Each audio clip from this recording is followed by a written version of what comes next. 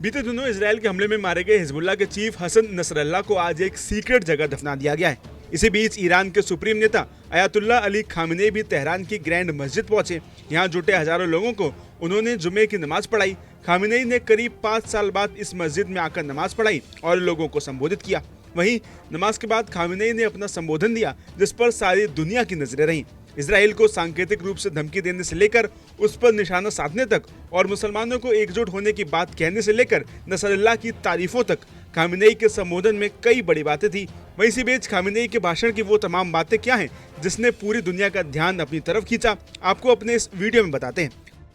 सबसे पहले खामेनेई ने कहा कि हमास और हिजबुल्लाह को इजराइल से लड़ने का कानूनी अधिकार है। हर एक इंसान को हमलावरों के खिलाफ अपनी भूमि, अपना घर, अपना देश और अपने हितों की रक्षा करने का अधिकार है। लेबनान में हिजबुल्लाह और गाजा में हमास अपनी जमीन बचाने के लिए हमलावरों से लड़ रहे हैं। किसी भी अंतर्राष्ट्रीय ताकत के पास उनकी भूमि और अधिकारों की रक्षा पर आपत्ति करने का कोई अधिकार नहीं है। इसके साथ ही उन्होंने सभी मुस्लिम देशों को साथ आने के लिए कहा। खामेनेई ने कहा कि इजराइल और अमेरिका सभी मुस्लिमों के दुश्मन हैं।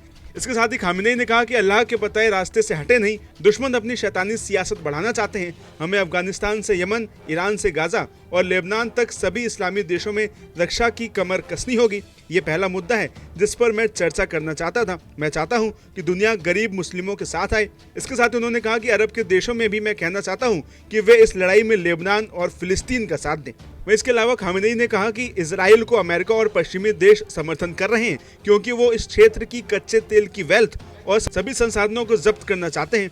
इसके साथ उन्होंने कहा कि अमेरिका और इजराइल हमें लूटना चाहते हैं। साथ ही उन्होंने कहा कि ऐसे में इनके खिलाफ किसी भी तरह की लड़ाई केवल क्षेत्र के लिए नहीं बल्कि पूरी मानवता की सेवा की तरह है। साथ ही खामेनेई ने कहा कि दुनिया भर के मुसलमानों के बीच दरार पैदा की जा रही है। वे फिलिस्तीन, लेबनान, इजिप्ट, इराक जैसे दुश्मन हैं। वे यमन और सीरिया के भी दुश्मन हैं। हम सबका दुश्मन एक ही है। ये दुश्मन चाहता है कि किसी भी सूरत में मुसलमान एक ना हो, मुसलमानों में फूट पड़ी रहे।